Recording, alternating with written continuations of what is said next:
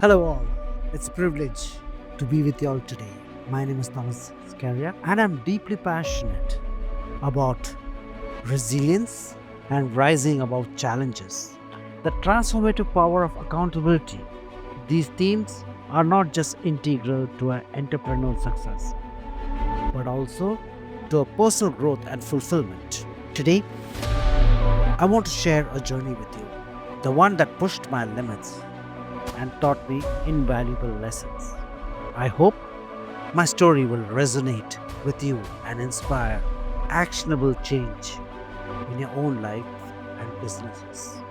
Let me take you back to a challenging period of our lives, the COVID 19 lockdown. The world seemed to stand still.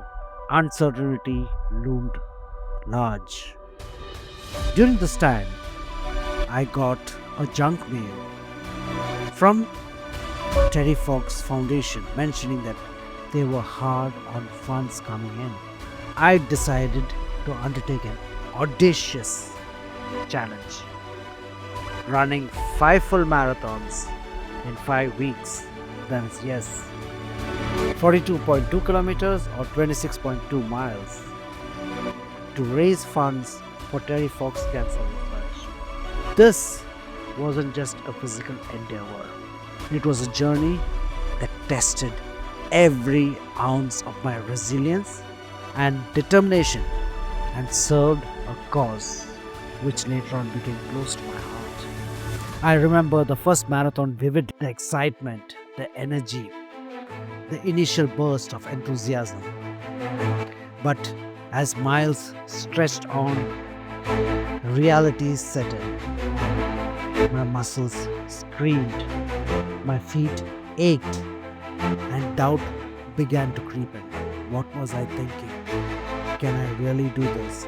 But then I remembered why I started, to honor Terry Fox's legacy, to contribute to cancer research during a time when the world was in desperate need of hope. Each marathon presented its own challenges.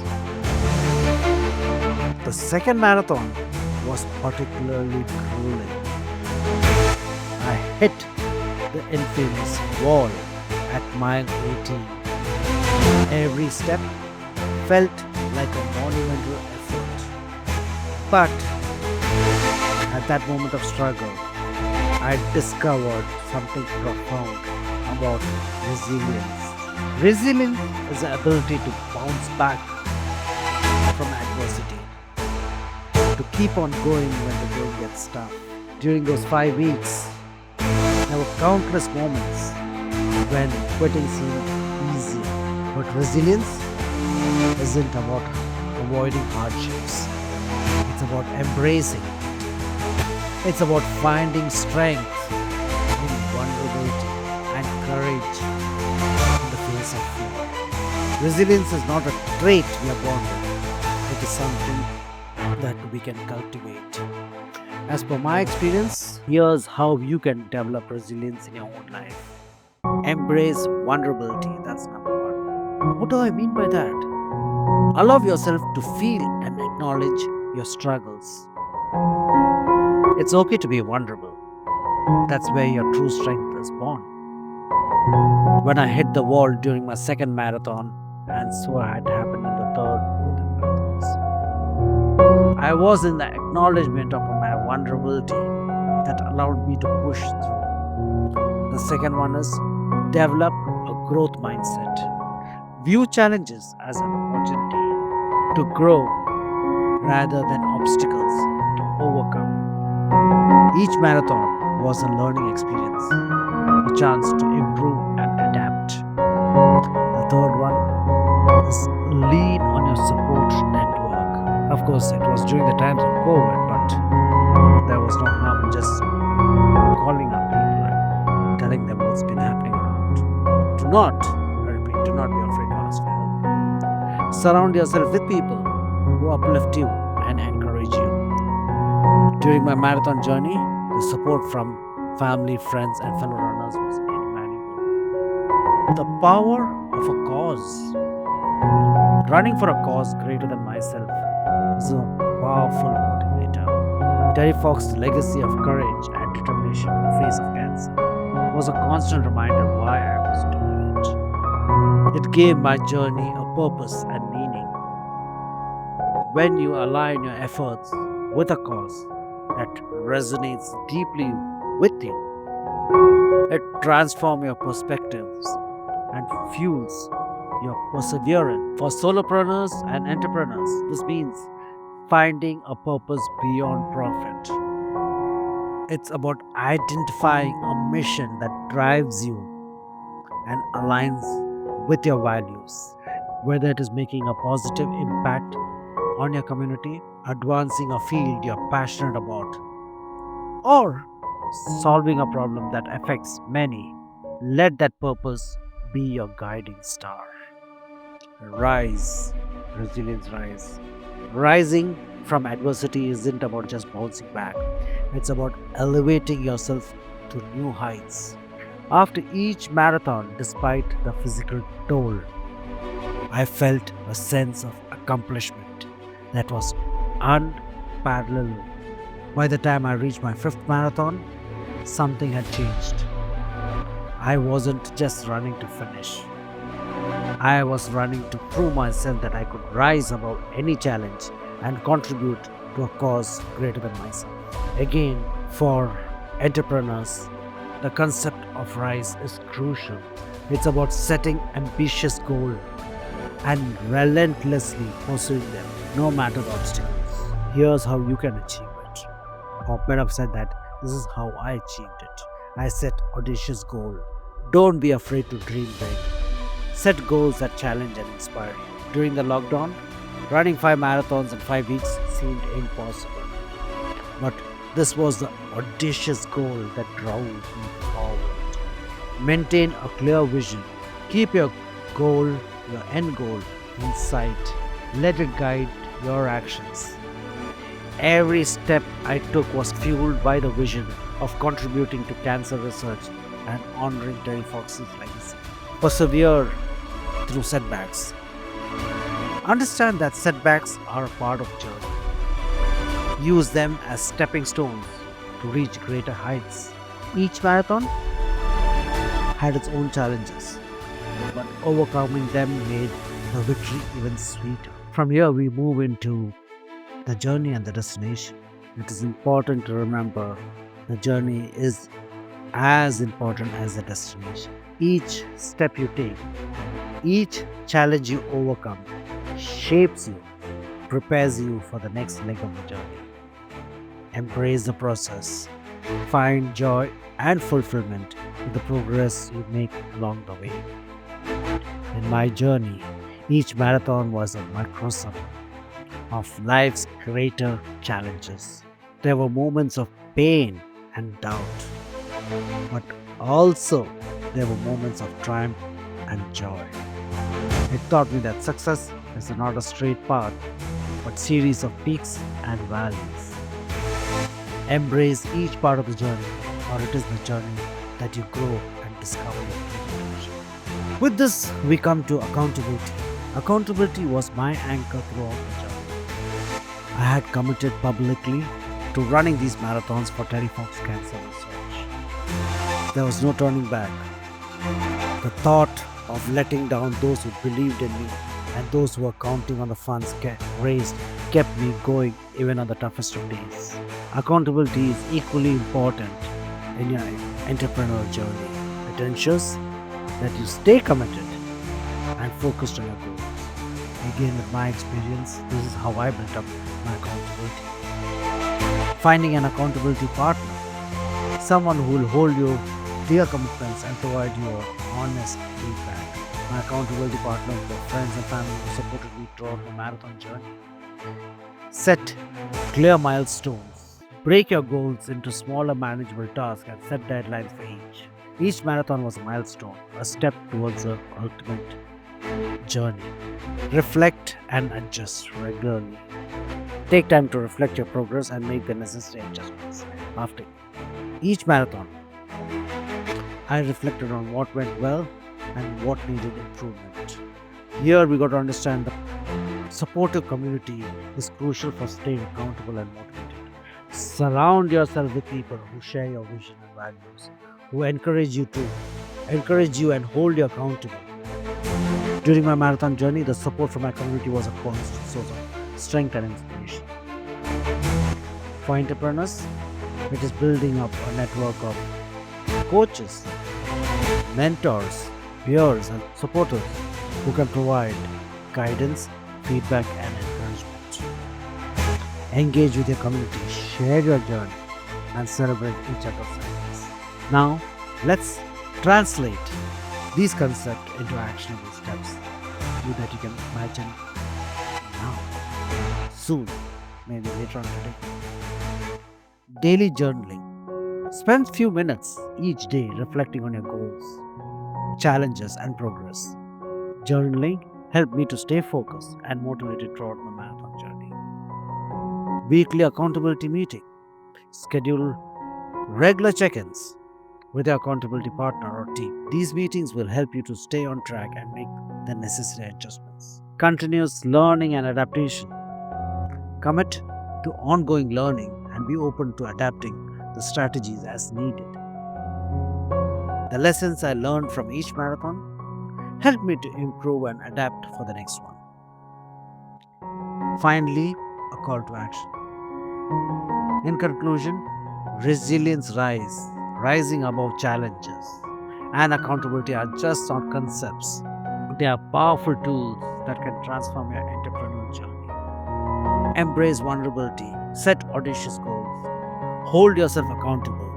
Remember, the path of success is not a straight line. It's a journey of continuous growth and adaptation. I encourage each one of you to implement these strategies. Starting today, take the first step, no matter how small. Keep on moving forward. Thank you for your time, and I look forward to seeing how you will rise and thrive in your journey of life, whether it is personal or entrepreneurial. Thank you. My name is Gabrielle Cardona. I'm the owner of Life Synergy Coaching. I've been in business for about 20 years, and when GK Talks invited me to share my story, my inspirational story with people, I thought, yeah, I like that idea. The fact that everything on social media seems so negative now, and a lot of people don't really trust people on the internet, but everyone's on the internet. Yeah, let's take advantage of an opportunity to tell not only my success story, but provide the guidance and the specifics about how I got to be where I am today, overcoming odds. Yeah, sometimes even seemingly insurmountable odds, because my life story has been a very long one. I'm almost 50 years old. I've been married for 30 years. I've been in business for 20 years. I've raised 3 children, and I'm a grandmother. Now, most people don't believe that when they look at me, because I don't look like I'm 50. Yeah, and I don't act like I'm 50. I think that's an even bigger one. The fact that I act like I'm still young at heart, and I have that energy, and that is what motivates people. As a coach, I've actually been in the coaching industry for about 20 years total, yeah, but I've been a relationship coach for the last 8 of the 12 years. I started out as a life coach because I disagreed so much with the pharmaceutical industry and the mental health industry in the United States. I didn't agree with labeling people as mentally ill whenever they had a problem.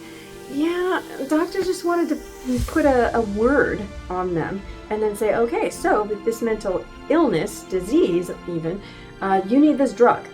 And I thought, but that never helps them. That never actually helps them resolve whatever the issue is, and it never takes care of the problem that they're having.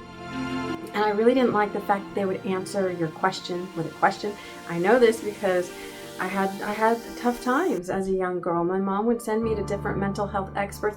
There were psychologists, there were psychiatrists, there were therapists, there were counselors. Yeah, they were all supposedly experts in their field, and none of them actually helped me. And I thought, I want to help people. If I'm going to focus on their problems, I want to give them a solution, an actual tangible piece of information that they can put to good practical use in their life. And yeah, I liked that idea when I think I was 25 when I heard it first. a coach. I was probably on one of those television talk shows. That an expert, it wasn't a psychiatrist, it wasn't a psychologist, it wasn't a counselor, it wasn't a therapist, it was a coach. I thought, yeah, see, I like the sound of that. What's the difference? Well, when I thought about it, a coach is someone who doesn't take you off the field to try and tell you you're bad. They might, but that's not a good thing to do. They would actually give you the equipment and the strategy to score in the game of life with the See, now I can do that. I want to do that. I want to tell people what's good about them and what opportunities they have and what gifts and talents and strengths and abilities they have to motivate them to, overcome the odds.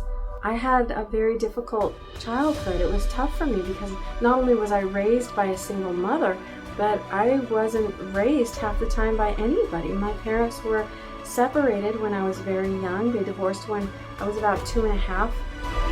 But my first really seemingly insurmountable personal challenge was I was in a coma when I was 2. I was diagnosed with probable encephalitis. Encephalitis is when your brain actually swells. And when I was in the coma for 2 weeks, I had been in a coma for 2 weeks, and my father said to the doctor, when is my baby going to get better? And he said, you know what, it doesn't look like she's going to. We may need to just pull the plug, kind of, stop trying to make something happen. If she's not going to come out of it, she's not going to come out of it. Do you want to keep her on life support just as a vegetable? And he said, let me think about it. And he went out into the hallway and he prayed and he said, God, please help me with my baby. Give me my baby girl back. And when he came back into the room and everything was completely different. I had literally sat up. I was sitting up and he said, what happened? And the doctor said, we don't know. She just came out of it. It just happened. And he said, okay, this is good. This is exciting. So I'm going to make sure that I get this one going and I make sure I do it right. So when my mother got custody of me, I would only get to see him every other weekend, so 4 days a month. That wasn't very much time. He still ended up being one of the most important people in my life because it wasn't about the quantity of time that I spent with him, it was the quality. We had a relationship that was based on communication and trust. I trusted him and I respected him because of the things that he taught me. The time that he spent with me, we were talking and we were bonding, we were doing things, we were going places. We actually had a connection that I never really had with my mom. As a single mother, she was a flight attendant. She was gone a lot of the time, and when she was here with us in the home, she was busy doing everything that she couldn't have done when she was gone, right? Sometimes she would fly out of the country. She was catching up on a lot of work. But it was funny because I grew up, again, in the 80s. It was at a time when people were saying feminism is the movement. It's about personal power and women and success. And yeah, it may have started out as a very noble cause, as a movement, a social movement. It was equality. Women need opportunities. They deserve to have the same opportunities as men. They deserve to make the same amount of money as men. And when we know that we have that personal power, we can make changes in the world. That was going to be our movement, our mark. It's going to make the world a better place. Well, by the time 1980 came around, that's when I was 4, it had become kind of toxic. And all of the messages that I was hearing from my mom and my aunts and the television and the movies and the music, all these entertainment industries, the only thing that I was hearing from them was, yeah, men are the problem. We got to get past men. Oh, we need to be good in life without men. Okay, now that actually had become something very destructive because I was told that men are the problem. We as women, we don't need them in our life. We can do everything that men do for us without the men involved. Now, look, I understand that personal power is very powerful, it's very important, and it's a very potentially good thing. But when we're using our power to divide ourselves and separate from each other, that's not beneficial to us or the people that we're separating from. We need to get back together. We need to work together. There's a word, it's called cooperation. Cooperate. means together. Operate means work. If we work together, we're going to get exponentially more done than if we're doing the same thing at the same time, separate from each other. Now, do you believe that? Do you believe that when you have personal power, you can make great things happen? But when you come together with people and you actually unify your power, there you go, you get together, you unify your power, and you work together with each other, you can do so much, not actually more, not just more, but even better, because the quality of what you're doing goes up when you have different people with different gifts and talents and strengths and abilities, and you're working with them for a good cause, for a good reason, because you have the same goal. That can make the world much better than if you were both doing the exact same thing, just separate from each other. Yeah, my dad was important to me, and then I had a congregation that was also very important, because again, since my mother wasn't really there most of the time, she couldn't be, she had to go to work. The village, right? There's an expression, it takes a village to raise a child. The village that I had was amazing people. Some of them were single people, right? Because they had a lot of time. They could take on an extra kid, bring a kid with them to a place. Sometimes it was a family. Sometimes it was just the body of elders in my congregation. I had 5 elders in the congregation that I was raised in. And there were times when I had questions. I wanted to talk, and they would answer my questions.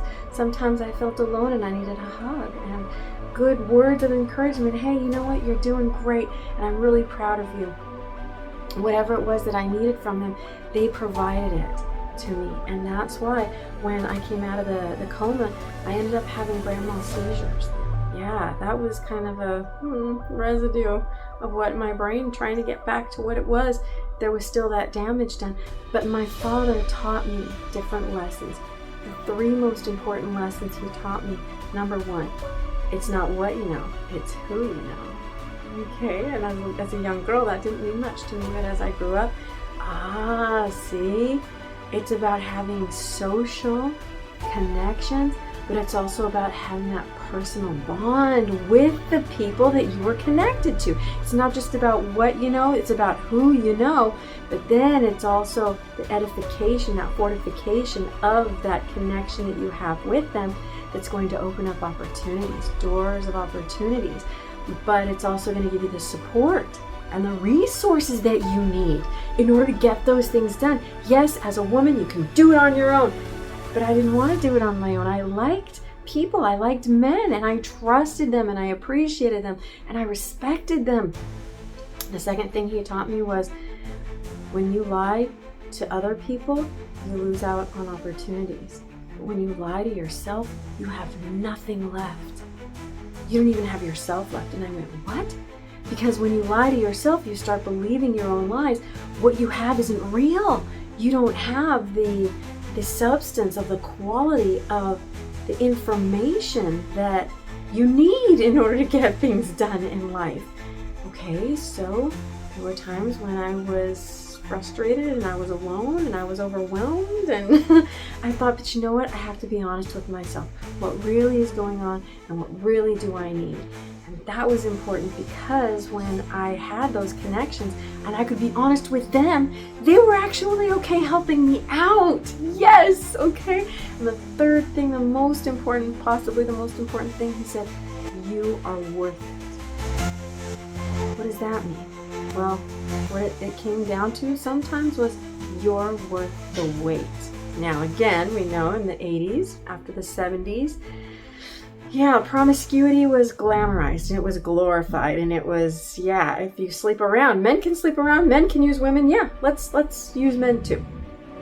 Okay, well, no, I was told you need to wait until you're married to sleep with someone. You can actually wait until you're married. And I thought, you know what? That's what I want. I want a man who actually believes that I'm worth the wait. Because if I know that he loves me enough to put me before himself, that means he's a good quality person.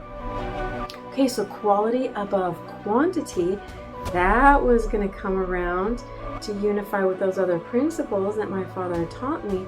And that's the reason now why, after 20 years of being in business, 30 years of being married, 3 children that I've raised, I am healthy and happy and successful. The theme here, ladies and gentlemen, to success, it's about quality connections with people. You got to get together with people. Now, again, in a congregation based on the Bible, right, it's a Christian religion, the two most important principles that I learned from the Bible were, number one, there's more joy in giving than in receiving.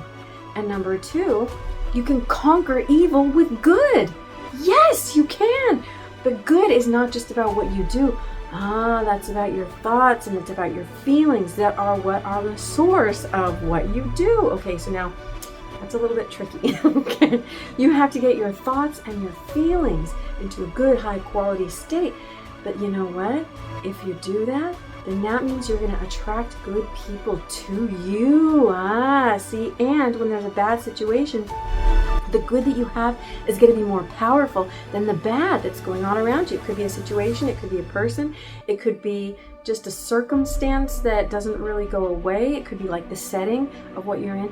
If you have good quality, positive, healthy motivations and intentions, feelings and thoughts, you can carry out your actions in such a way that the good actually gets rid of the bad. Now wait a minute, okay, that sounds a little oversimplified. It's almost too easy, right? Well, not really. Now think about this. Do you believe, first of all, do you believe that good is more powerful than bad? Some people don't say that. They don't believe that because bad is so prevalent and it's so powerful in the world today. The reason why good has not completely eliminated it, because most good people give up. They give up too easily. And so when they just concede and they surrender and say, fine, you know what? You're bad. I'm going to be just as bad as you. Okay. And how's that working for you? How did that do you? How did that do the situation? And how well did that resolve the issue or the problem? It didn't. It just made it worse. It propelled it. It augmented it, right? So now thinking about this, that principle in mind, there's more joy in giving. If you actually say to people, if you approach them with the mentality of who you are is good, and what I appreciate and I respect and I'm grateful for in you as a person, you have an opportunity to make my life better by giving me what good you have inside of you. Do you know how many people would say, really? You want me to make you happy? Tell me what would make you happy. Just tell me what would make you happy and I will absolutely do that because I like it when me, who I am, my gifts and talents and strengths and abilities make the world a better place. Yeah, you maximize that and you take advantage of the opportunities that we have to work together. What's the best way to beat some group? It's something and conquer. How do you conquer? Divide. When you divide people, it makes them weak. That means when they unify, they become stronger. Yeah, and they fortify each other. And when more and more and more and more get together, unfortunately, the things that I tell people are, there's no neutral energy. It has to be positive energy. Just coming together with people isn't going to make you successful in a good, healthy way. You have to have that good, healthy energy, that positive mindset, those good emotional, right, situations inside of yourself that are going to manifest in your external world. Do you know how to do kind of a personal inventory and say, what am I thinking right now? How am I feeling right now? My favorite teacher, I was in ballet for 12 years. My ballet teacher, she would always say that if you wanted to be good in the way that you move, if you want to be beautiful in the way that you display what I'm teaching you, it's hard, okay? You have to be centered. Now if you're going to get up on your toes, right, and you're going to be doing all of these wonderful movements, but you're going to be up on your toes, do you know that your point shoes, there's a flat, it's only about this big, okay? Your entire weight of your entire body has to be literally channeled onto that one small little space. How can you get, you know what, girls, they weigh anywhere from 50 to 100 pounds. How can you get all of that weight funneled, channeled into that small little flat spot on the top of your toes? You get centered. See?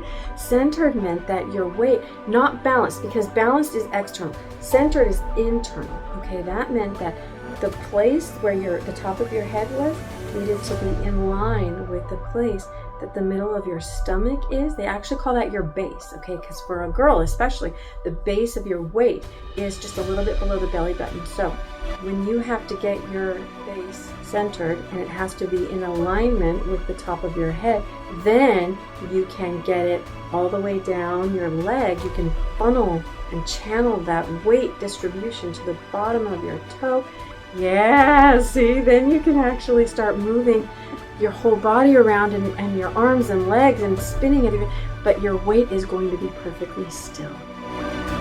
Balanced inside, that means centered. When you're talking about emotionally and mentally centered, that means having that stability and that consistency, that actually gives you strength. Whoa, wait a minute. If we have strength to do things, and when we get together, we do more things, but we also do them better, what is that worth? Okay. Now, a lot of times, again, capitalism is just a very popular philosophy. It's a modus operandi. It's a political, it's a value system, right? We want to have more money. We want to have more possessions. We want to have power. We want to have influence. Okay. But if we're off center, then what we're doing is very random, and it's very unstable, and we hurt people. The principles that I teach people on my show is there's no neutral energy, and there's no inertia, and knowledge is power. Now, okay, so if there's no neutral energy, that means you're either positive or you're negative. When you're moving through your life, are you positive or are you negative? And some people say, well, I'm neither. I don't care. I'm neutral. Sorry, there's no neutral energy. If you are not neutral, the word is actually you don't care. That's indifferent. Indifferent. You know what? That's negative, because people need positive energy. So if you say you don't care, that's negative energy. You're having a negative impact on people. Okay. So there's no neutral energy. It's either positive or negative. You need to get positive.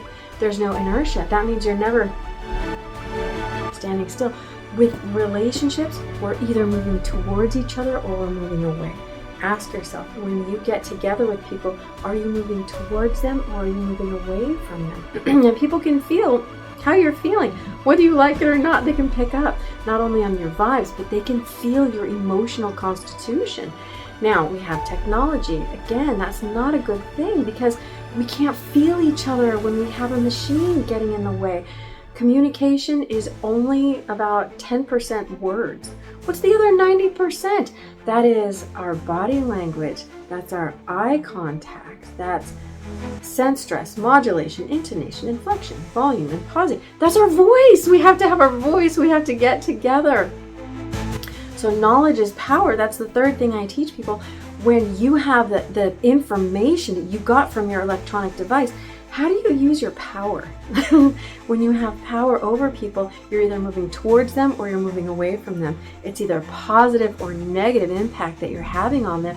Do you appreciate the responsibility that comes with that power? The doors of opportunity that open for you and them to get together, to synchronize and to synergize.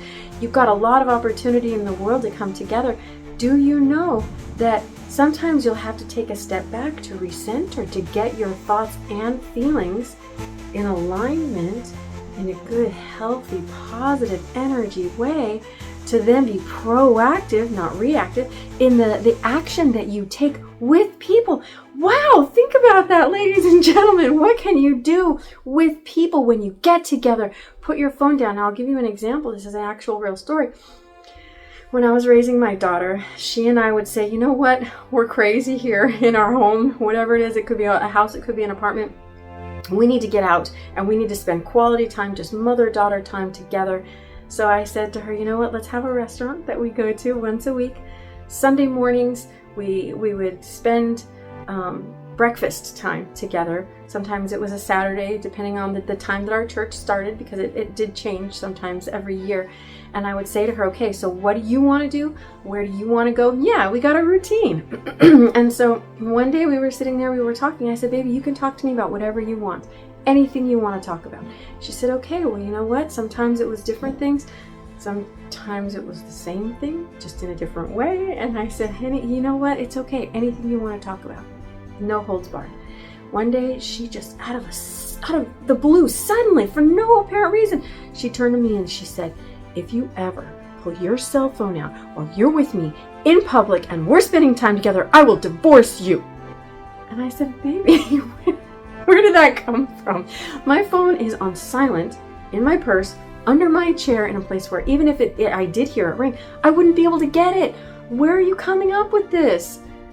And she said, look at that family over there. And I looked and I said, whoa, it was a father and a mother and a son and a daughter, literally all at the same table, eating their food, looking at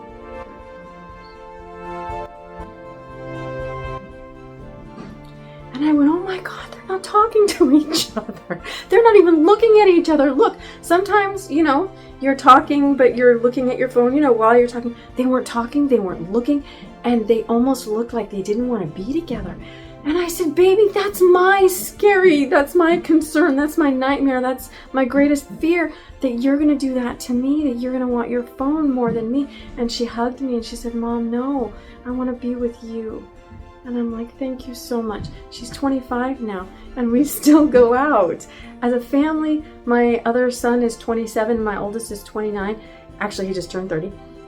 We spend time together. Our rule is you cannot have technology when we're especially in a public place, and we're having some quality time connecting with each other. You gotta put your machine down. You have to turn your technology off. And when we spend good quality time together, what's important to you? What's important to me? What can we do together? Communication. That goes back to the other principle my father taught me. You have to be honest. That's the truth, the whole truth, and nothing but the truth. Sometimes we don't even know the truth until we hear ourselves say it. Do you listen to people? Do you actually hear what they say? And if you're confused and you're like, you know what, I don't know, this doesn't really make sense, or I think I'm missing a few pieces, ask questions to clarify and say, okay, is this what you meant? And is this what you need? I want to give to you because there's more joy in giving than in receiving. If what I am and who I am is going to make the quality of your life better because it's going to help you deal with the problems and the struggles that you have, let me be what you need. That's going to make your life better, right? But it's also going to make my soul better, and it's going to make the world better, because when we got together and we figured out what we were doing and we unified not only in our purpose, but in our motives and in our intentions. Yeah, people said to me, I want you to be my coach, not only because you have the right answers from the book that you read, that you got your certification, your license from, but I like how you are. You're actually in a good mood. And your husband and your kids, they like you. I want you to teach me how to make people like me. I don't want to have an animal as my child. I actually want my kid to call me and say, hi, Mom, Dad. How are you doing? Let's get together. Let's go out to eat, and let's talk, and let's listen, and let's make each other better people. When we walk away from each other, the quality of our soul has improved. So everything that we do after we have separated is going to be a higher quality. It's going to be better, not only for us, our health and our wellness, but it's going to make the world a better place. Yeah, when my father said to basically God, if you give me my daughter, I'm gonna make her an amazing person. That took time. It took a lot of work, communication, building that relationship. Yeah, the seizures that I have, you know what? I can manage my seizures. I have exercises that I do where I get myself centered. My body physically actually can stop seizures from happening because I learned the tricks, and I have people in my life who give me the help and support that I need when I say to them, you know what, this is a need that I have. And I know that you, as your individual, amazingly greatness person that you are, who you are makes the quality of my life better. They love it, and they say, tell me what you need, how you need it, because I know that who I am is making the world a better place. That makes me a better soul. We can do this together. I had a hard time with my husband getting married because he's Mexican, I'm American. Yeah, they didn't like me. They tried to stop us from getting married. Too bad. I was going to do it. right? I had a hard time with my business because managing my time between my husband and my children and my health and my family, yeah, there were definitely some obstacles. I didn't have credit. I didn't have the credibility in the industry in the beginning, but you know what? I put my nose to the grindstone. I reached out to the people that were my resources. It wasn't what I knew, it was who I knew. They gave me the support and the resources that I wouldn't have otherwise had. But it was because they respected me and they appreciated me and they trusted me because we communicated. Ladies and gentlemen, that's the success. That's the element. That's the principle. That's the story. We've got to get together. Let's come together. Do you know what the people that you love think and feel? Don't text, talk. Put your phone down, okay, and go up to them and say, this is what I think you need. How close am I? And if I'm not right, clarify and correct me, because it's worth it to me if that misunderstanding that's dividing us, it's preventing us from working together, can be overcome, it can be solved, it can be resolved, so that we get together, so that our energy is positive and our force is more powerful and our motives and our intentions make us very, very good together. We make the world a better place. Yeah, you can go get a job and make hundreds of thousands of dollars a year, but you know what? If you're alone, it's really not that enjoyable and it's not that great, because what makes us human, what makes life great, is our strength together, our unity, right? When we have that force, that social force, that emotional strength, and that psychological, that mental stability that we provide to fortify each other, that's going to make us able to overcome whatever personal challenges we have, whatever struggles we experience. We are going to be great for each other, with each other, to each other. You can't put a dollar quantitative value on that. That's priceless. Time and energy and love and attention, support and encouragement and affection. Those are the things that make the quality of our soul better. Do I look 50? No. Do I look like I've been married for 30 years? No. Do I look like a grandmother? Yeah, my oldest had a daughter. I don't look like it because I feel good. I feel good because I reach out to the people and I say to them, who you are is good, and what I need from you is high quality, and what I'm going to give you when you make me a better person is going to be better quality than what it would have been before you had come into my life. Ladies and gentlemen, that's the story, that's the secret, that's the key to success. And you inspire people and you motivate people. No one can take that away from you. And everything that you do in the world is going to be of a better quality, higher value. That's what makes life successful. Inspire people. Do you know what? Make yourself powerful. Know who you are. That's the secret to true happiness. Hello, my name is Aaron McNair, and I am a spirituality mindset coach. I help people transform their lives and become the absolute highest version of themselves.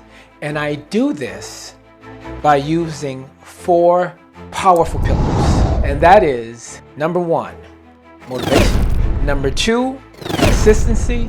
Number 3, discipline. And number 4, mindset. Now I'm going to tell you something that I know you've heard before. And you may have heard this 1,000,000 times, 2 million, maybe even 10 million times during your life. But here's the truth. Anything is possible. And I mean absolutely anything. Now I'm going to let that sit with you for just a moment. And then I'm going to repeat myself right now, because I want to make sure that you heard exactly what I said. Anything is possible. When you apply these 4 pillars to your life, I'm telling you right here and right now that absolutely anything is possible for you. We all have the power to create the reality that we want to wake up to every single day of our lives. Now that's what I'm talking about when I say anything is possible. Now, when you are able to go deep down within yourself and use that power, pull up that power so that you can create the life that you desire to wake up to every day, that right there, that mindset. And mindset is everything. And I will tell you this, if you master your mindset, you will master your life. Let that sink in for a moment. I'm just telling you the truth. I'm telling you absolute facts. Mindset is everything. Now I'm going to talk about these 4 pillars. Mindset is what gets you started. Motivation is what keeps you moving. Discipline is what keeps you growing in your life. And consistency is what is going to create those breakthroughs that you want in your life for your life. Now, I apply all 4 of these pillars to my life every single day.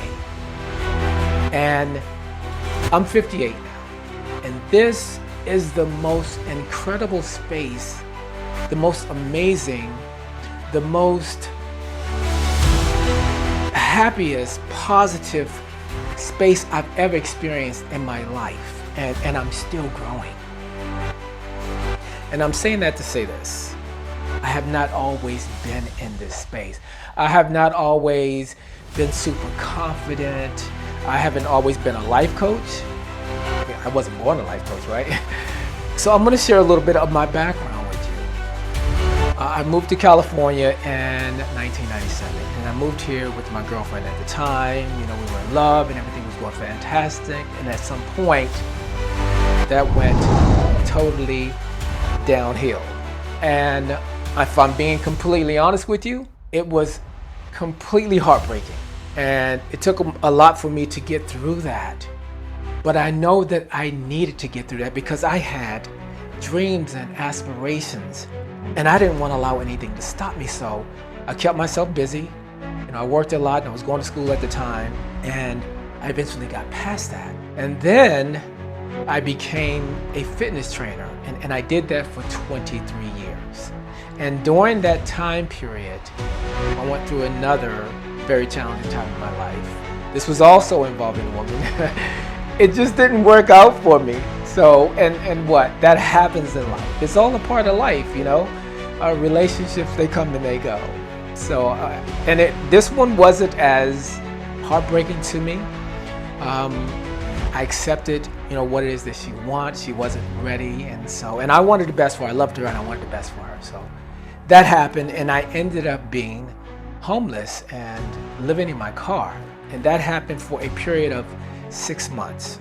And during that time, I was saving my money so that I can get ready and be prepared when the opportunity came for me to move into my place and have my own place and be in my own space again. And what I didn't know during all of that time, because at this time it was about 7 years of fitness training, what I did not know is that the fitness training was preparing me and leading me into the direction of me becoming a life coach and a motivation speaker. And I'll tell you and share this with you about what happened during that time. So I was working for a gym and I was gathering my clients together and getting myself ready to go out on my own and become an entrepreneur, be my own boss, because at this stage of my life, that's what I wanted. And I really wanted, that was a really big goal for me. So I was so focused on it and I was very disciplined and I made it happen for my life. And this was during 2008.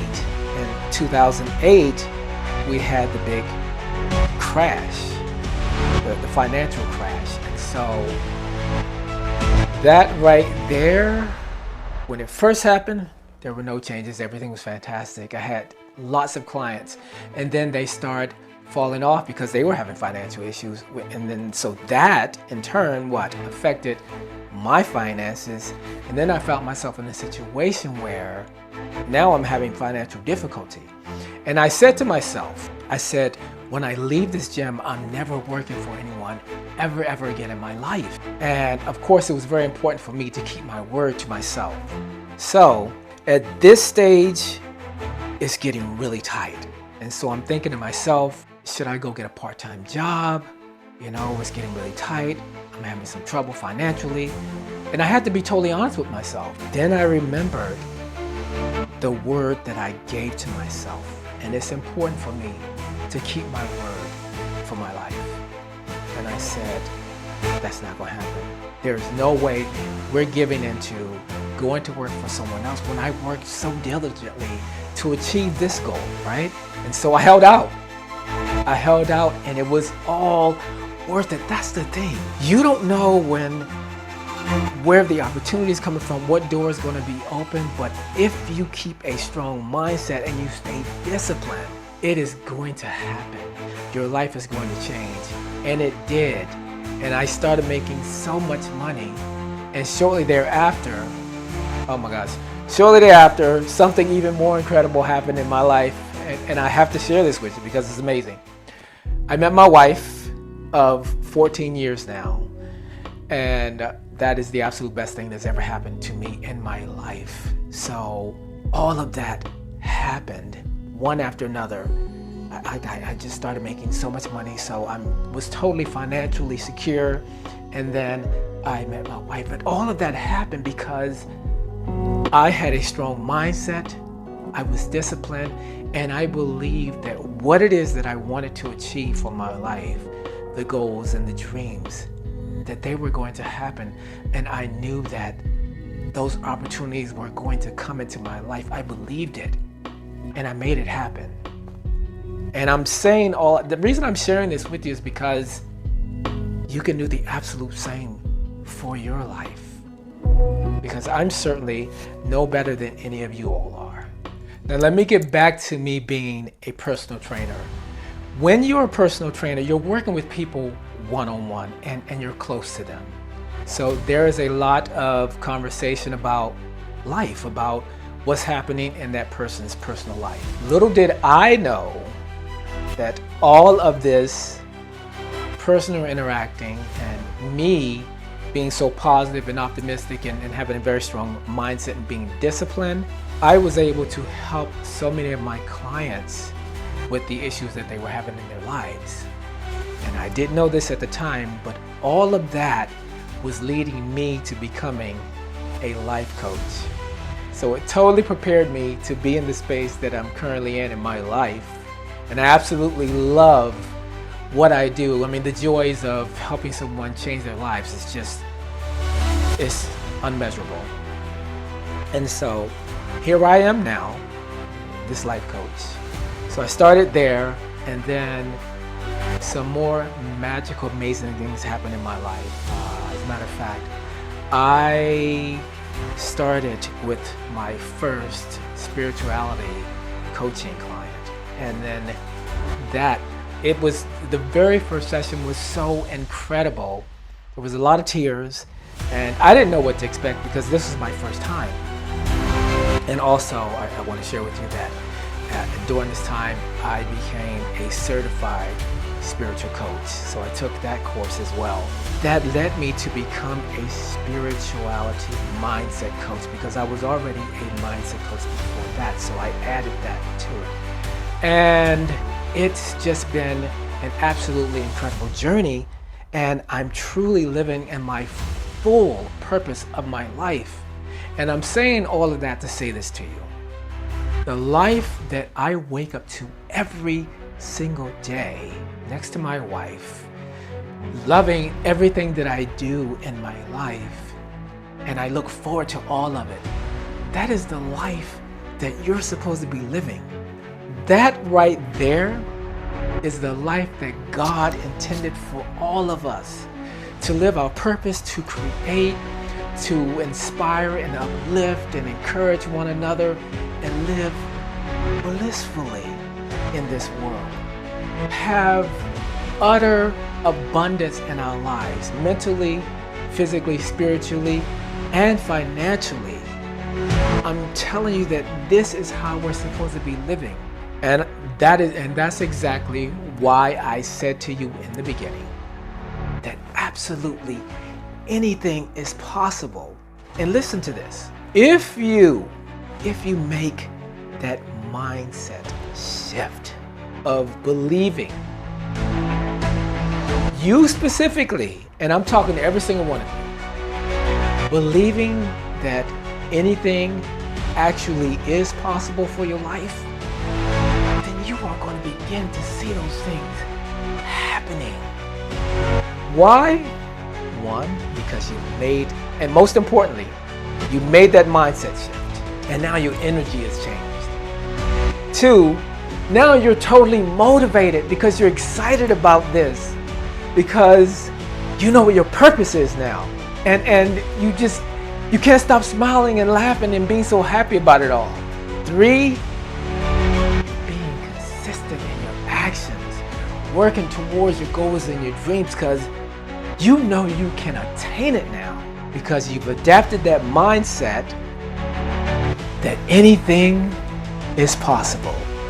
And now you're disciplined as well. So it doesn't matter how you feel. It is all about what it is that you need to do to achieve your goals and your dreams, and you're going for it. You're going for it, and you're seeing these things, opportunities and doors open and things coming into fruition in your life. Why? Because you got the right mindset, and you're consistently working towards all these things, and you're disciplined to do everything that you need to do to make it happen. And you have that motivation because you're so excited about this newfound purpose in your life.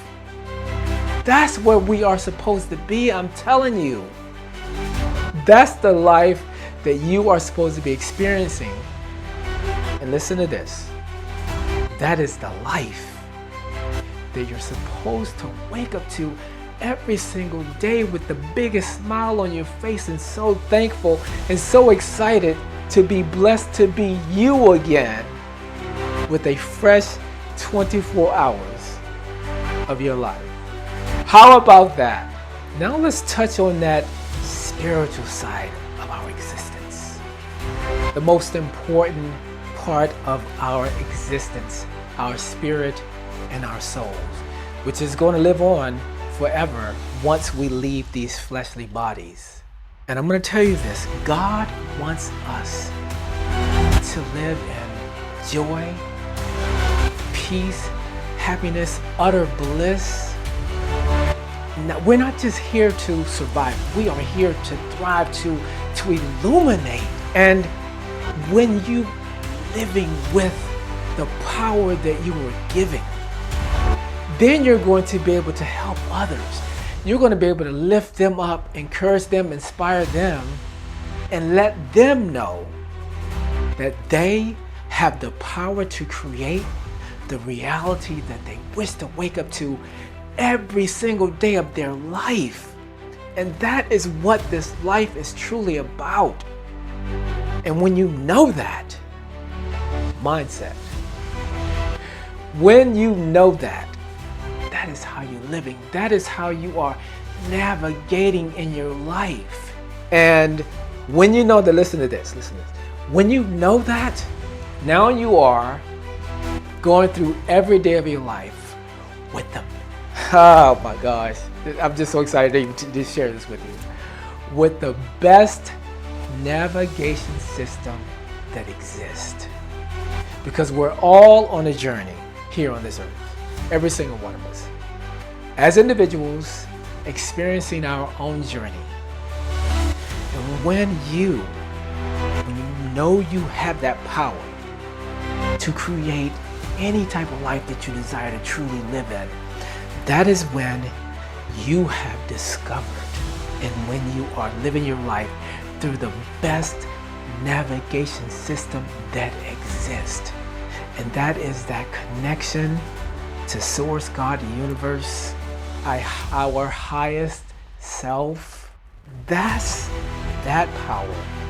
And when you're walking around like that in your life, you know exactly who you are, and no one, and I mean no one on this planet can tell you anything differently. And that's how you should be living your life. That is how we all should be living our lives. And I'm just here to share this with you today, and hoping that you all get this and make that mindset shift of knowing what the possibilities are of your life, which is And I'm going to say this again. I don't know. I might say this 50 more times before I'm done speaking. Anything is possible. And don't think anything different from that. Because believing that and then getting to that place deep down inside yourself where you know it, then it's absolutely true. So say it with me. Say it with me right now. On the count of 3. 1, 2, 3. Anything is possible. You are the captain of your ship, and you are the master of your fate. Your mindset is your sail. Your discipline is your anchor. Your motivation is your wind.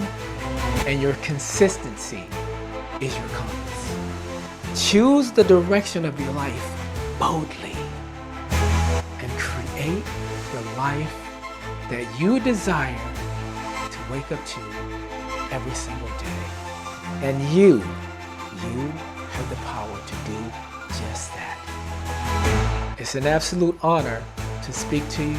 I thank you for your time, and blessings to you all. First of all, I want to thank GK Talks for giving me this opportunity to share my story with you. I hope it will ignite the fire in your belly, because I'm going to give you 6 steps during my talk, which I found transformed me into my future self after I experienced trauma. And that led to my path from pain to purpose. I'm Dr. Madeleine Gomes. I'm a Doctor of Metaphysical Science, a mindset alchemist, and an executive business coach. But this is not who I was. I was a former director of a top 10 company that I founded. I worked with the unemployed truck drivers, and I showed them the way to their greatness, and then found jobs for them with major companies, which led to staff takeovers and developing a top 10 business. At the peak of my success, I became the victim of organized crime, where they wanted my business, they wanted my life, and they wanted my home. And it was very organized, very militant, and very precise, because I was not the first person that they targeted, but I was one of the few who fought them for 2 years. Until word got to me that they are going to kidnap my son. Therefore, I decided to close my doors, because they will not have my business, and move away from my home, furnished next to the sea, beautiful, and go into hiding with my son for our safety. Overnight, I lost my security, I lost my income, and I lost the business that I built up from nothing to be the top. I felt totally isolated, because that's what they've done. I didn't know at that time that I was suffering from mind control at the same time. So I had lost my confidence and I lost my spark within me. Now, it's not unusual for me, because I grew up in a home filled with domestic violence, where trauma was part of our everyday life, where the expectancy of the worst that can happen was part of my life. And maybe that schooled me to manage and handle situations like these and others later on in life, and it built resilience in me, where I can actually step up and play the game. But up to a point, when my son was in danger, I would not risk that. Anyway, so that left me in a pit of despair. Not only that I had no job to go to, and no business, no income, no security for the future, I also didn't fit in anywhere. I didn't know anyone. I had to leave everybody behind. I couldn't find a job because I'm overqualified. And I'm slightly older at that stage, so who's interested in me? And there I sat, unemployed, unsuccessful in my mind, traumatized, negative, toxic is the right word. And I couldn't see the light at the end of the tunnel. One night in despair, I decided to end it all. And during that altercation, I had a divine intervention. And I heard this voice very loudly and very clearly speak to me and say, "Follow me, I will show you the way." I had a good argument with this voice that came through because this voice been part of me since a young child. But during my trauma years, I didn't want to listen to this voice. I had enough of it. I thought, where were you at that time? To be honest, it was always there.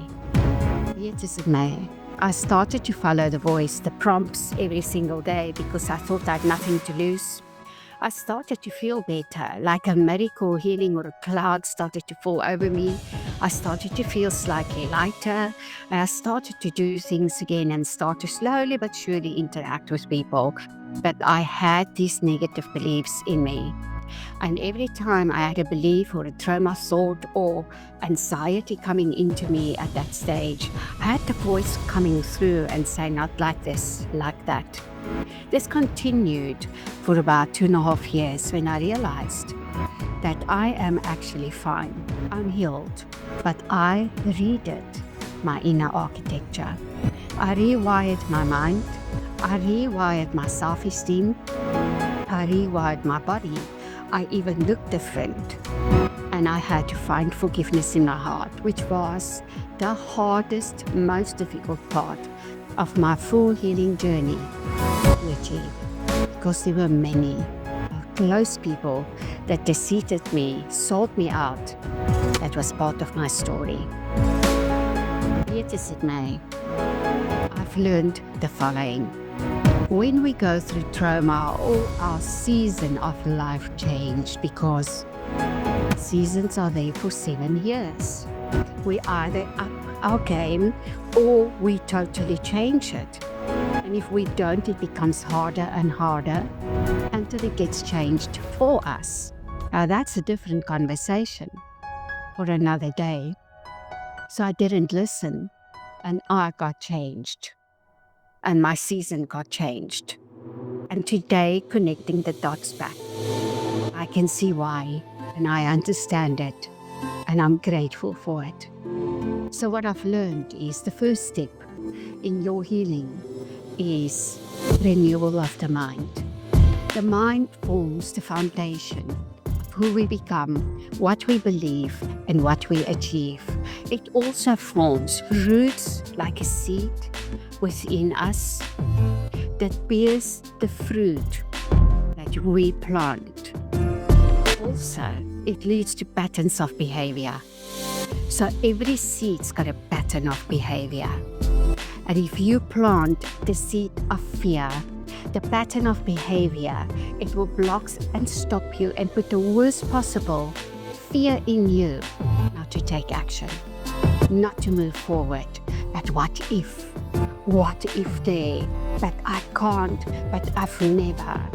And all these buts, doubts, and fears will be very alive within you, and you will become them. But if you believe that I can do anything, that I can achieve anything, I put my mind to it, then also doors will open for you because you plant the right seeds and they attract what you plant. So I found during my traumatic years, I was so toxic and negative that I attracted toxic and negative people into my life. When I had my successful business, I had positive people in my life. So therefore, I know if I tell you, the seeds you plant grows a forest. The second step in the healing process is, of course, what we believe. We create, we give birth to it. It's that seed that we nurture that becomes who we become on mind, body, and soul level. And once we create that, we feed it with our self-esteem. And the self-esteem is either the overcritical voice within you, questioning everything, seeing the negative in everything, and it's never positive moving forward. Or you start to honor yourself Love yourself. Become that vision that you are creating. Set up healthy boundaries and move forward with fire in your belly that wakes you up with joy, because you are looking forward to this vision of you in the future that you are busy creating, that's pulling you forward instead of holding you back and recreating the past into your future. And the next step is forgiveness. We carry resentment, bitterness, anger, unforgiveness in our hearts. We become that. We create a wall around us that cannot be penetrated, but it also means that we cannot receive. So therefore, people feel ashamed. They start to blame. They cannot build relationships because they have no trust. And they are filled with rage, resentment, and bitterness, which comes through their voice and the words that they use when they speak. And therefore, that creates a loop which they create again and again, and they stay in this loop. And I cannot understand, why is everybody so negative towards me? Why do people sound angry when I speak to them? But it's because I sound angry. I sound resentful and bitter. I've learned that the hard way. I didn't want to be with people. I didn't trust anyone. I was angry. I was resentful. I was super bitter. It poisoned my body, affected my health, affected my mind and my soul. It disconnected me from my spiritual connection. Therefore, today, when I speak to people, I'm able to determine what goes on in their hearts, because you can hear it in the voice, because that is who we become. So I've learned that on my journey of bitterness. And then we have to change the words that we use and the tone of our voice. We need to become conscious creators and conscious speakers. Instead of talking about the politics and stuff that you cannot change, instead of keep on talking about your trauma and the negative events, why not speaking about your victories, your wins, your dreams, and only see the positive in other people? Because remember, we received the imprints from our father and our mother. We are able to stop those cycles and start new ones. That's far more positive and more aligned with the future ahead of us. Once we master the words that we speak, because they become the truth that we walk, we have to look at the intuition. If I listened to my intuition, I would never have gone through what I've gone through. It was sending me warning bells with every person involved in my story. But I didn't listen. It's not like I didn't trust it. I heard it. We all have it. I didn't listen because I didn't want to look like I'm so critical. And I had all these reasons in me why I would give them the benefit of the doubt. That benefit became my pain. In the future, when my intuition speaks to me, I listen. I don't ask questions. I don't doubt.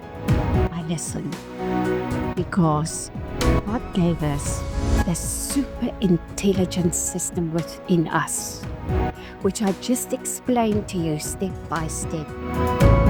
And we can use it and live the most amazing life. And not that I say it will be always easy, but we will manage the challenges differently, and we will not create a loop of ongoing pain. Or we can ignore all of this, and we can be the worldly image of who we are, and we're gonna go through strife, lack, suffering, instead of having the courage to be open and to be willing to be born again and to become that divine imprint that is already within you. So this is my story, from pain to purpose. My story has been leading me to help people to change holistically, to discover their greatness and their purpose, and then to step into careers that they love. But now, I had a choice. I could have been stuck in pain and always be bitter, and probably by now sick and dying. Or I could make that choice and follow that voice, and then follow the prompts that basically led to my healing and my transformation. I truly hope that this story inspired you. I truly hope that it ignites the fire in your belly, because there's so much untapped potential in each person. And if you, and only you, do not go into that belly and find the untapped potential, nobody will do it for you. Thank you for listening. Hi, my name's Dr. Amanda Foo-Ryland, and I want to spend a little bit of time sharing a mind hack that I used in my life that really helped me to navigate when a curveball hits. When a curveball hits, life generally is just trucking along like normal, and all of a sudden something blindsides us.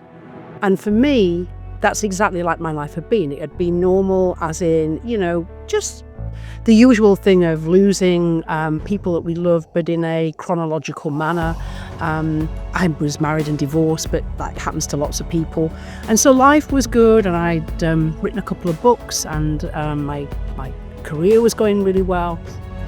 And then a big curveball hit. And what had happened was I'd run from Land's End to cycled from Land's End to John O'Groats, but also climbed the National Three Peaks. So that's the whole length of the United Kingdom, and climbed the National Three Peaks as well.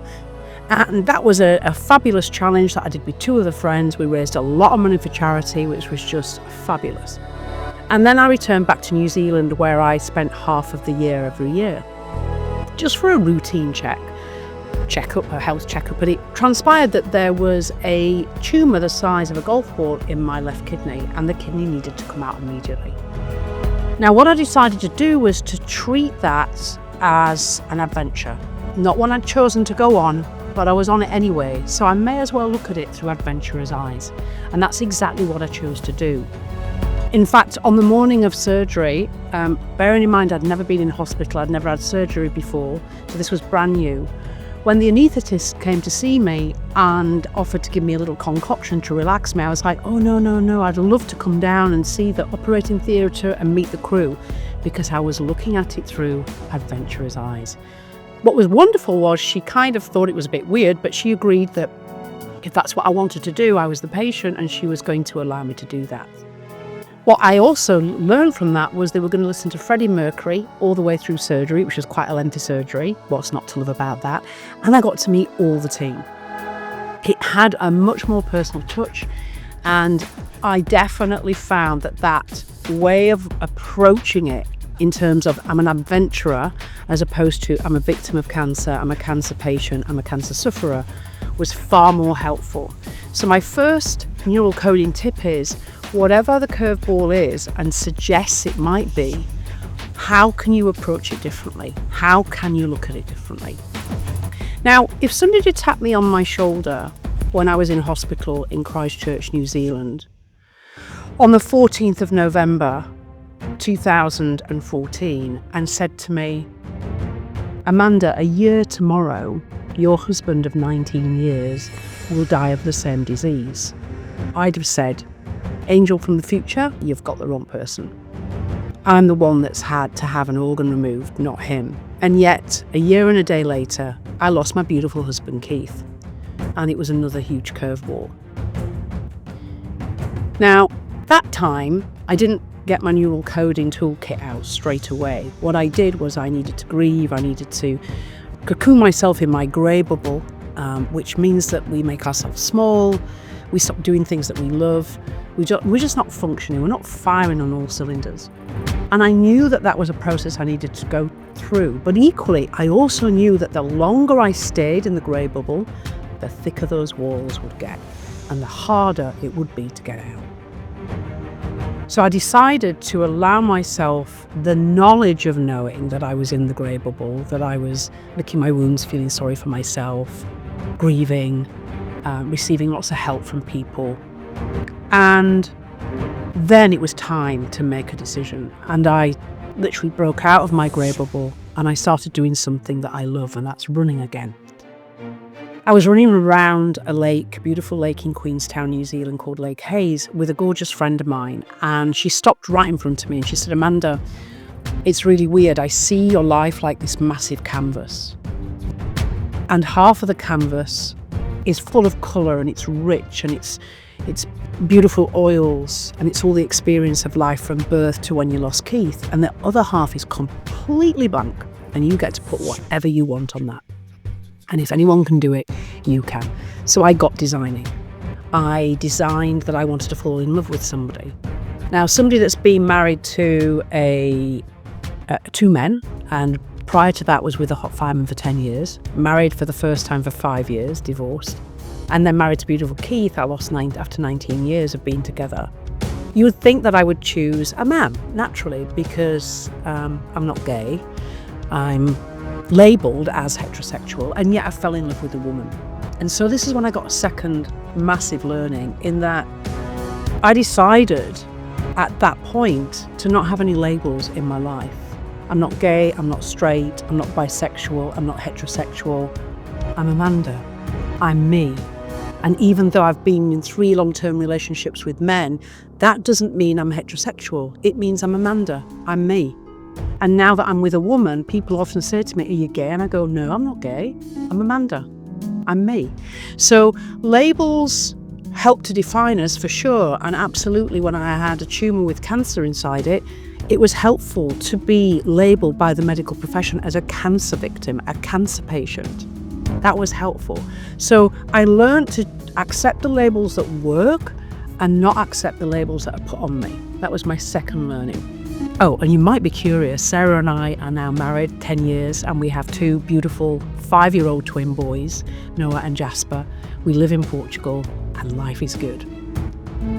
The final tool I would like to share with you, which I promise you will use before you lay your head on your pillow this evening, even if you're watching this probably an hour before you go to bed.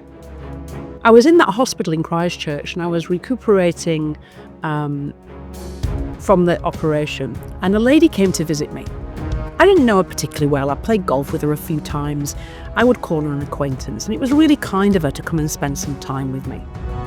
So we sat and we chatted, and she bought me a really nice bottle of Pinot Noir. She also bought me a bag of fudge, which was really cute. And as we were chatting away, she kind of stalled, and it was almost like she'd run out of things to say. And then she remembered that she'd watched this documentary about this woman that had given her kidney to somebody that really needed it. She'd donated her kidney. So I was listening with curious eyes as to what that meant. What did this mean for this lady? She healed really well from the surgery, and then she went out and lived a life. But what the lady shared with me was 6 months later, the lady slid into a deep depression. Because what the research said is that when the body loses an organ, then the body knows that, and therefore the body can start to become depressed. And I'm laying there thinking in my hospital bed, at what level is this supposed to be serving me? And so what I did was I imagined a big red button right in front of my eyes, like I almost couldn't see anything around the edge. And across the middle it said delete in white letters. And I actively, consciously chose to delete that mind virus that was being given to me unknowingly. I did not want to accept that mind virus at all. I could not risk that taking space on my neurology, in my neurology, becoming something that I owned. And this is what I did inside my head. I did this. Delete, delete, delete. I actively and consciously deleted the mind virus that was being imparted. And so I call it the delete button. Now, you can have whatever you want across your delete button. Mine said delete in white capitals. You can have any other thing you want on there, and I'll let you decide. And how you use it is when somebody's telling you something that doesn't serve you, and yet you don't want to climb into it. It's not really open for discussion. It's not about putting your point of view. It's not about even influencing the person or even educating them from your perspective. You just don't want to discuss it. The delete button is really, really helpful. The other option is to nod and agree, but at some level that has installed itself on your or within your neurology. So your delete button is something that you just imagine. You delete the mind virus that's been imparted to you, and it's very important you do it inside your head and then you don't tell the person. So those are my learnings through my curveballs over the last 11 years. I hope they've been of some use to you. I promise you will use the delete button before you go to bed tonight. And always remember this. I love to let everybody know this. It's your life. Live it. Hello, I'm Sarah Dawkins. And previously, I was a registered nurse for 20 years. And I was raised by a registered nurse in that medical model. So for the first 41 years of my life, I actually believed that when we're sick, we need tablets, we need to go to a doctor, we need a diagnosis, and we need to take the tablets to heal ourselves. 41 years, that was my core belief about health and healing. Until in 2005, my life was rocked by a fellow nurse, and she questioned my use of pharmaceuticals at home. Why would she do that? Registered nurses use pharmaceuticals. We're all about hospitals and doctors and medical models. So I started doing some research at home. I started reading, and literally every night I was doing more and more and more research. And what I found was that our mind and bodies are all linked. We can't extricate one from the other, and that we can heal ourselves naturally. And I was reading so many testimonials from people who'd healed all sorts of health problems. So I started my own healing because I'd had a one or two or several health problems along the way. And by cutting out gluten and lactose from my diet, from de-stressing a little bit, and from taking a bit more exercise in the form of walking, just walking outside in the sunshine, within about 4 weeks, I healed eczema, psoriasis, and acid reflux. But because I was a registered nurse, my focus was just in the physical elements of what I could do. Things like nutrition, hydration, exercise, stress, and sleep. That's the only place I was looking, because that was all that was in my sphere of context at that time. So after I'd started my own healing with those first 3 conditions, I'm now seeing tangible results in my own body about what it's capable of doing when I'm being more conscious about supporting it.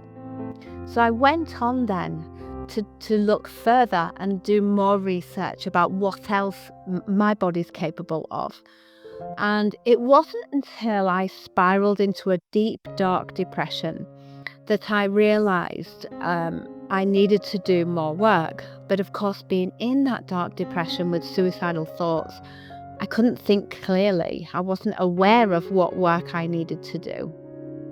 So I just plodded on day after day after day. But I had to take the dogs for a walk, so I was still outside walking every day in the fresh air, but so wrapped up in myself. And it was so dark that I didn't actually see the outside world for a long time, even though I was outside in it. But one day, I was walking the dogs, and suddenly, I don't know what made it happen, but I just looked up and there were buds on the trees. It was spring. And then I started to hear the stream that was running down the side of the path. And then I looked up further and there was some blue sky. I'd not seen any of this for a long time because my world was so dark, so bleak. And that's when I knew I was healing bit by bit, because I didn't want antidepressants. I'd tried them before and I had no idea how I was going to heal. I just had this deep-seated belief that I actually would heal myself, but couldn't put a finger on it, didn't know how it was going to happen. And it took me about 3 years to actually get through that depression and start healing it. And whilst I was in that depressed state, my thyroid stopped working and I burnt out my adrenal glands because of the stress that I was under as well. And so I'd started with the walking. As my mind came more on board and started to light up, I realized I was practicing mindfulness and gratitude without even knowing it.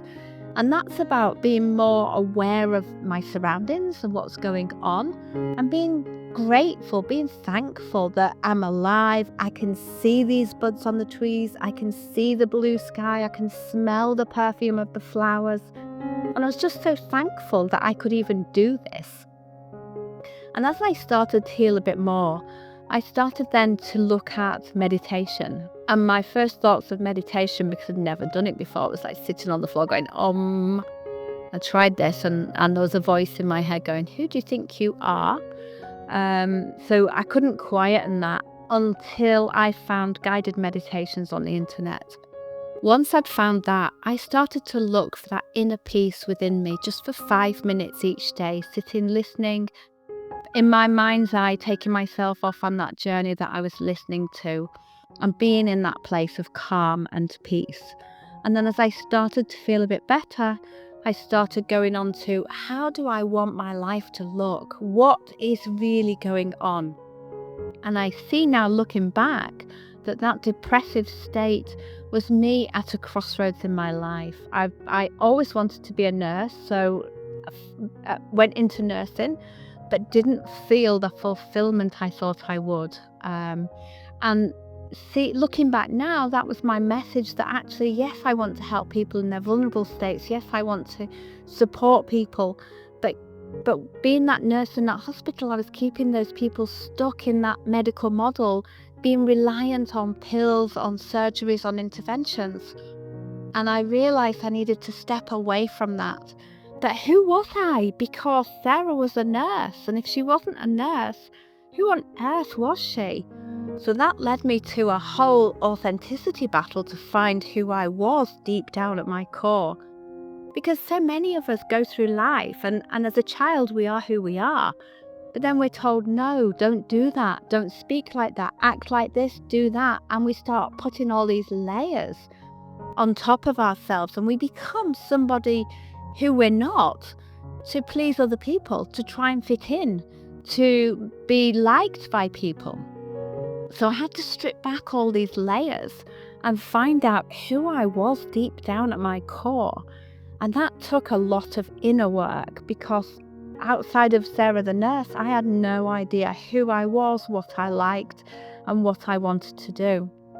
So anyway, as I stripped back all these layers, I realized that actually I'm a bit of a hippie and a bit of a gypsy soul. We like traveling, we like being free in the mountains, which is where we live now, and we like a simple life, myself and my husband. So I understood who I was. I've come back to who I am authentically. And that then led me on to, well, if I've healed myself, and I also healed chronic pain, bulimia nervosa, PTSD, and candida on top of all those other things.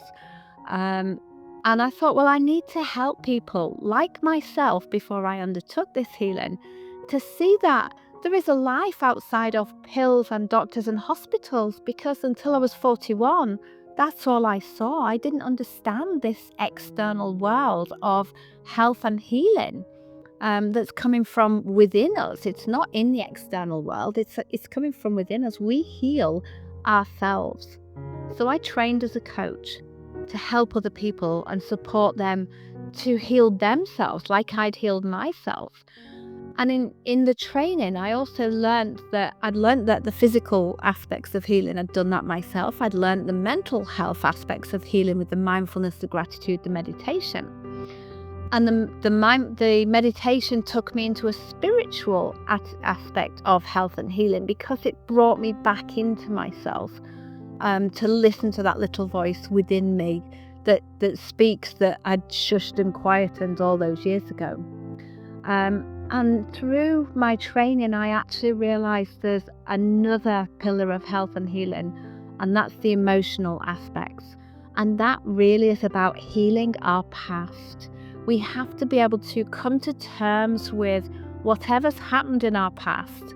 If we can come to a place of being able to forgive people who hurt us, knowing that we don't really know what happened in their lives, or if we do, we know that they had a pretty bad childhood too, and hurt people. So can we forgive those people who hurt us, knowing that they were doing what they were doing with the skills and knowledge they had at the time? And if we can't come to that place of forgiveness, can we come to a place of peace within inside of ourselves, that when we think about that person, it doesn't raise negative emotions? We can still be at peace with ourselves. So if we can do either of those, that helps us heal the emotional side of us. And that's how I realised these 4 pillars of healing, but not just healing, for health in general, the physical, the mental, the spiritual and the emotional. And we have to address all of those, not just to stay healthy, but also to heal our bodies. And once I'd done that and healed all of my 4 pillars of health and healing, I realised then that's how I could then go on in my life and help others to help themselves. Because in nursing, I helped them within the system, and they were staying in that system. Whereas when we heal ourselves, we step outside of that system and we tap into our inner knowledge, our inner wisdom, and we become more responsible, but we also become free of that system. We're able to extricate ourselves from that system. And feeling free and alive and healthy and feeling that joy within us, that's the perfect state to be in. And how many of us can be in that state? And it took me going through that depression with suicidal thoughts to understand that this was my path up until then, helping people. But to truly help people to help themselves, I had to leave nursing, surrender my license and step away and follow this different new path. So for me now, I've learned that vital lesson in life, and it was an awful period of time. I wouldn't wish it upon anybody, but I had to go through that, and I'm grateful that I did go through that, because I wouldn't be where I am now. I wouldn't have learnt the lessons that I've learnt through going through that. So my message to you is, there's always a lesson and a blessing in everything that we go through. Sometimes we can't see it, we have to wait for time to pass, but eventually we will see what that lesson and blessing is. You can tell from the colour of my hair that I've been around the sun a few times. I say that I am in my 3rd act of life. In my first act, I trained to be a teacher. I'd always wanted to be a teacher since I was 8 years old. And while 8-year-old me would not have been able to cognitively say why, as I reflect back, having grown up in a conservative Christian tradition where the voices of authority were men, I can see that women's being an authority, the place I saw that was in teaching, in education. And so that's the path I chose to take and did training in after I left high school. The reality is, I think I was a born teacher. I was teaching, helping other people learn long before I'd done any training.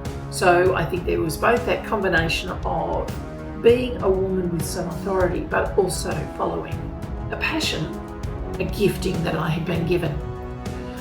Alongside that, I also saw played out ahead of me in my mother's generation that women, when they got married, they left the workforce because my mother had needed to leave working in the Commonwealth Bank, one of the big banks here in Australia, when she married in the early 1950s, because she wasn't allowed to stay as a married woman because it was deemed improper for a woman to do that who might be taking a job away from a man who had a family to support. So I saw that as the pattern for me. And so probably 2 or 3 years after I got married, I decided that I needed to stop. I wanted to start a family with my husband. And that's the path that I pursued for the next 15 or so years. Ended up having 3 sons. In the meantime, I did return to teaching, to casual teaching, taught a number of different grades. In the end, over my teaching career, I taught children from aged 5 to age 12. I also taught some preschool children, so little ones, 2, 3 and 4 year olds. And I also worked in the field of special education, so teaching children who had a variety of disabilities. So I really felt as though I'd had this full, broad range of experience around teaching, which was very useful when I came into my last teaching role. So in the early 2000s, I took on a role in a small Christian school where there were multi-grade classrooms. So at one point I was teaching children from age 5 to age 12 all in the one classroom. And I finished my teaching career in 2004 as a school principal. So that was my first act. Those years of teaching, raising children, I developed so many skills, and I really want women to understand that if you choose to be a stay-at-home mum, you are not losing skills, you're actually gaining skills. Conflict resolution, managing household budgets and financing, so many different things, health, looking after the health of your family, feeding your family often. There are so many skills that women learn as a homemaker that are directly transferable, like conflict resolution, into the workplace. However, as much as I had seen my parents have a very happy marriage, and that was what I had anticipated mine would be, for about 15 years I had been deeply unhappy. I could not put my finger on what the problem was. I'd urged my husband and we'd gone to marriage guidance counselling, but nothing seemed to change. I just knew the relationship was dysfunctional. There came a time, a year or so after I'd finished my teaching career, that I felt I could no longer stay.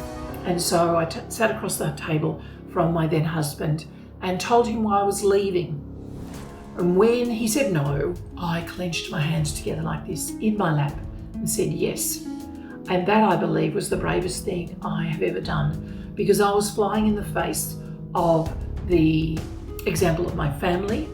Nobody in my family was divorced. My parents had long marriages. My brother and sister, who are younger than me, they are still married to their first partner. So again, I was doing something very different. Of course, in my church, divorce was frowned on, and I'd spent about 4 years looking at the different Bible verses, trying to come to grips with what does the Bible say? What does God want? And in the end, I had to decide what was best for me. And it was that sense of making the best decision that became a bit of a mantra.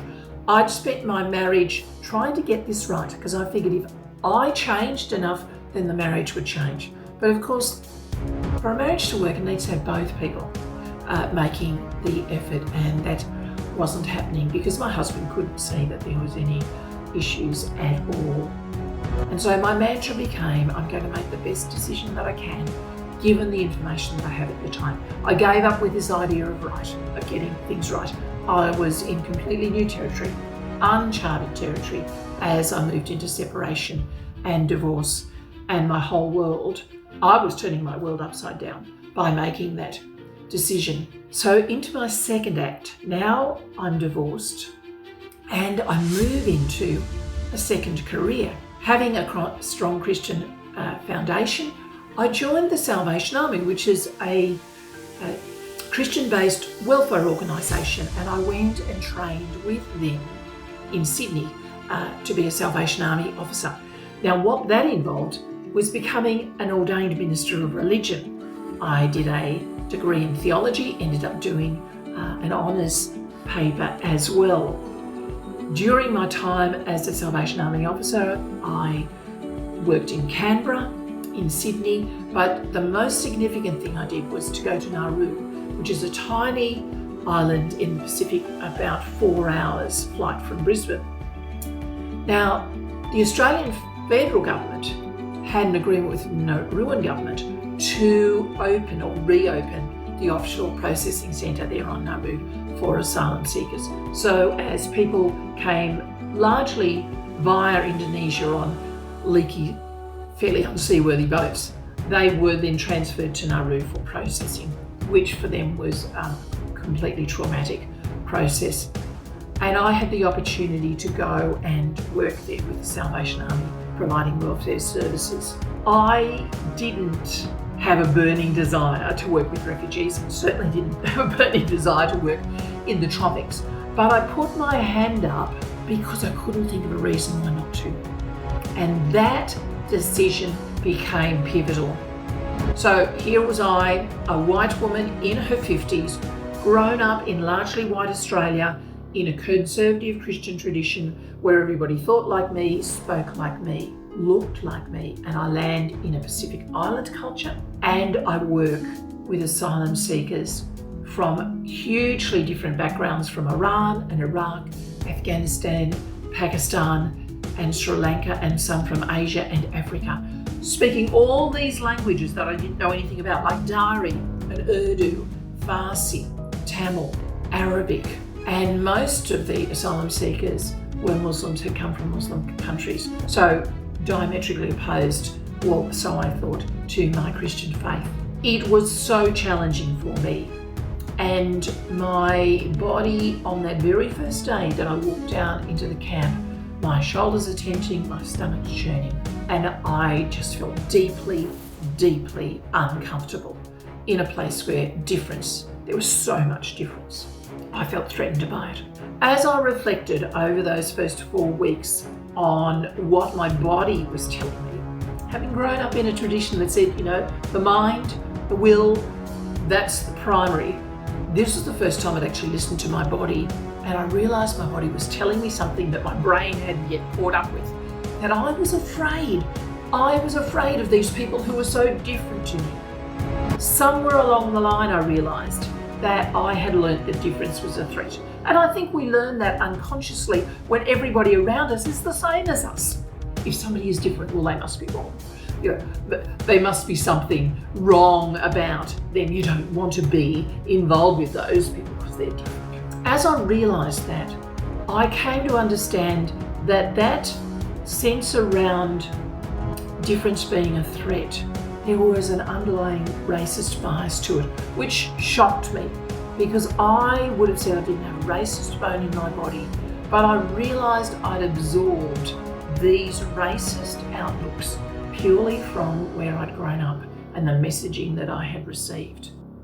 Once I knew that, I then had the opportunity to decide, well, do I want to continue to follow in that path, or can I make a different path in my thinking? And I chose a different path, because then I flipped that difference is a threat on its head, and I look now as difference as an asset. And as soon as I could do that, I was able to learn from the people around me, the people that I worked with, who were very different to me. I was open to hearing what they could speak into my life, what they could teach me. One of the other challenges that confronted me was as I listened to the wider expats who were working on Nauru and how they spoke to the Nauruans who were on their team, the attitude that they had, and I could see it in myself. It was like, hello, first world country, university educated, of course we know best. I thought, oh, I don't really like this sense of superiority, but I wanted to find out more. So I sat down with a woman called Fatima, who was heading up the Nauruan section of the Salvation Army team, and said, this is what I'm observing. And her response floored me. She said, we know that about you guys, but we just accept it. She reflected back to me what I had been observing. And that was the first time that I understood about white superiority and white privilege. So pivotal, this time on Nauru, this time as a Salvation Army officer, where I learned so much about myself, about how I thought about the world, about things that had been previously hidden to me. I returned to Australia, ended up moving to Melbourne with the Salvation Army. And when I turned 60, I decided it was time to step out on my own, to leave employment. And so I entered the third act of my life. I had always wanted to be a professional speaker. I'd been speaking as a public speaker, both in education and as a Salvation Army officer, delivering messages at work. I've been doing that for 30 years. And I thought, can I now monetize this? Can I turn this into something I can make a living from? So that was 2016. So for the last 9 years, that's what I've been doing. I've been building a speaking business, a speaking and training business. And where I have landed now is to really focus on women and their leadership. The leadership that they bring to others, but more importantly, the leadership that they bring to themselves. And I work with women, speaking to women about the power that we all uniquely have. Power that is often hidden under cultural norms, family expectations, around the language that we hear, the messaging like the one that I heard so often of sit down, be quiet and play small. All of these things, and I talk with women. I tell them that they're superheroes in disguise. So that's where I've landed. And now at nearly 70, I am going to be doing this for at least the next 10 years. I'm drawing together women in one way or another who, like me, are tapping into their power, because we have the ability to change the world just one action at a time. Have you ever sat in a conversation nodding, smiling, while secretly thinking about your to-do list? You know, this typical but your brain was completely somewhere else. Often enough, we are not listening when we speak to another person, but we just pretend to listen. And unfortunately for myself, I know what that kind of listening can do to someone. A few years ago, there was this guy who joined the startup where I was working in the beautiful city of Barcelona. He was highly qualified, he was full of energy, full of ideas, of course a new job. He loved the company, the culture, his colleagues, and even his boss was okay. And in the beginning, everything went great. But after a few weeks, he started to notice something strange whenever he spoke to his boss. Whenever he pitched a new idea or gave some feedback, the response was weird. Sometimes when he suggested a new idea, his boss just said, "Hey, great idea," and then nothing happened.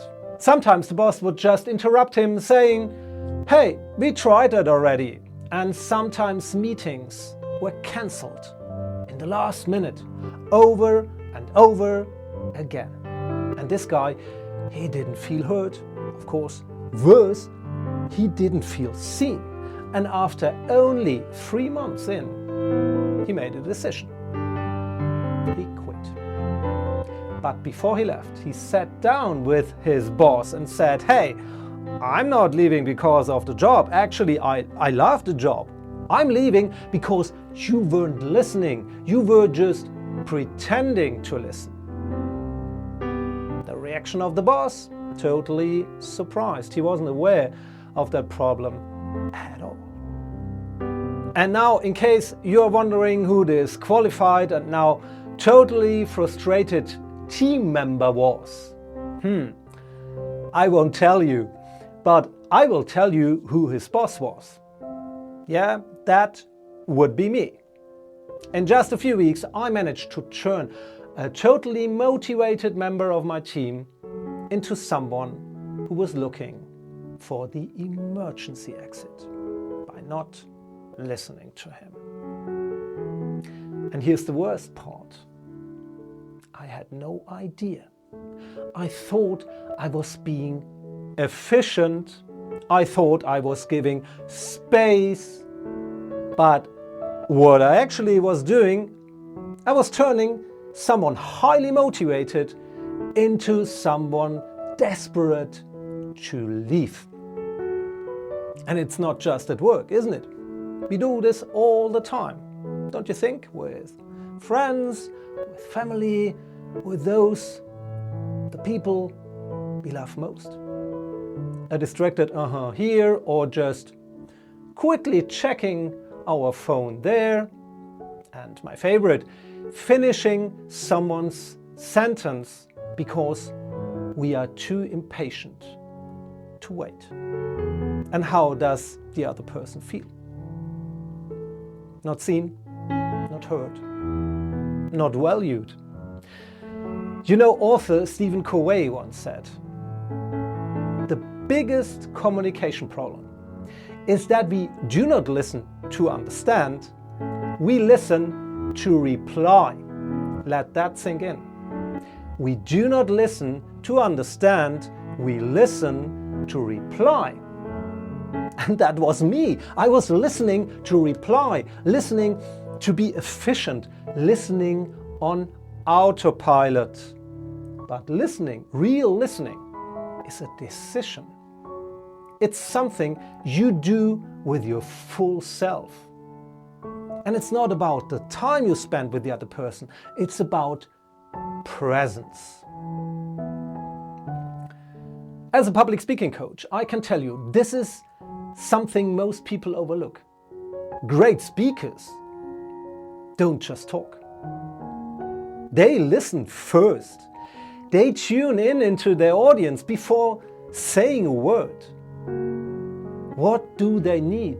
What's on their mind? What do they hope to get from this talk? Because if you don't listen first, you risk delivering a message no one asked for. You're not speaking to them, you are speaking at them. And that's not communication. That's a monologue. And this is what happens in real life too. Let me show you what real listening looks like. My 10-year-old daughter, she takes ballet lessons. She dances. And yes, of course, she loves dancing. But the real reason she loves her classes so much, that is her teacher, Sandra. Not because Sandra is the best ballet teacher in the world, but there's something special about her. Every time I pick up my daughter after her lesson, I see Sandra talking to the kids. When one of the kids had a birthday, she asks, "Hey, how did the party go?" Or when someone mentions leg pain, she remembers and checks in a week later. Or when a student is nervous before an upcoming performance, she stays with her and encourages her. She doesn't just teach dancing, she listens. And it's not just the kids. She gives the same energy to her adult students, even to the parents, like me. Everybody in her presence feels seen, feels heard, feels valued. Sandra is what I would call the prima ballerina of giving attention. So How can we be more like Sandra? Do you want to be a prima ballerina of giving attention too? You don't need to know how to dance. And you don't need years of training. You just need to decide. I'm going to be fully here. When someone talks to you, stop rehearsing your reply. Stop checking your phone. And above all, stop mentally skipping ahead. Give the other person what we all crave: your full presence, your full attention. It's not magic, but sometimes, yes, it feels like it. Am I a perfect listener now? I would love to be. I'm still trying, because I know what it costs when I don't. So the next time you are in a conversation, at home, at work, anywhere, ask yourself, am I really listening, or am I just waiting for my turn? Choose to listen. Choose to be fully there. And that's how you become the prima ballerina of giving attention.